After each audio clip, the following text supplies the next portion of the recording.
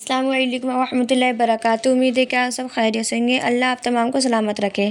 آج ہم بات کریں گے لباس کے بارے میں، اور یہ کہ عورت ٹی شرٹ ان جیسے لباسوں میں نماز پڑھ سکتی ہے یا نہیں۔ سب سے پہلے یہ بات جاننی ضروری ہے کہ لباس کے بارے میں اللہ کے رسول کے بہت سارے قول مبارک ہیں، جو کہ محدثین اور فقہاء کرام نے ان تمام حدیثوں کو جمع کر کے مرد اور عورت، مسلم غیر مسلم کے لباس میں فرق واضح کر دیا ہے۔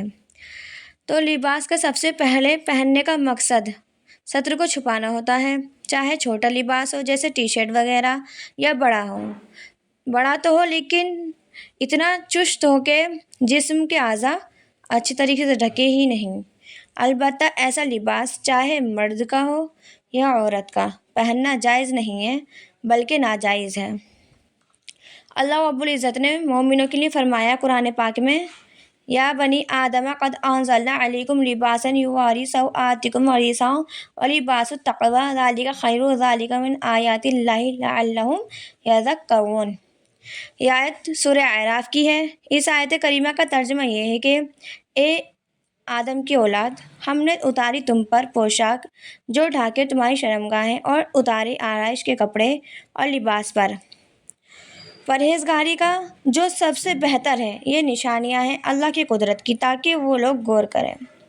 اس میں بتایا گیا ہے کہ اللہ تبارک و تعالیٰ اپنے بندوں پر اپنے احسان بیان کر رہے ہیں، جو کہ کپڑوں کے بارے میں فرما رہے ہیں۔ لباس کو پہننے کی دو وجہ بیان کری ہیں۔ پہلی، اپنی شرمگاہ کے اعضاء کو چھپانا، اور ظاہری خوبصورتی کو۔ تو لباس سے ہی مرد، عورت، کافر کے درمیان میں فرق پتہ چلتا ہے، اور جب مومن کافر کی مشابہت اختیار کرتا ہے تو وہ بھی کافر ہی میں شمار ہو جاتا ہے، اور قیامت کے دن انہی کے ساتھ وہ پیش کیا جائے گا۔ اور اللہ کے رسول صلی اللہ علیہ وسلم نے فرمایا ہے بخاری شریف کی حدیث میں، لعن النبی صلی اللہ علیہ وسلم المتغنثین من الرجال والمترجلات من النساء وقال اخرجوہم من بیوتکم۔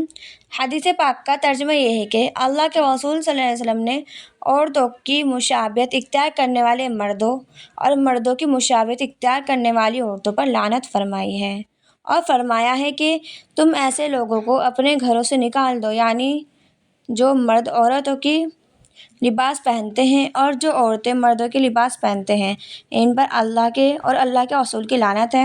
البتہ اگر عورت ٹی شرٹ پہنے اور اس میں نماز پڑھے تو یہ جائز ہے، لیکن شرط یہ ہے کہ کوئی نامحرم موجود نہ ہو، اور جن چیزوں کو نماز میں چھپانے کا حکم ہے وہ ڈھکے ہوئے ہونے چاہیے۔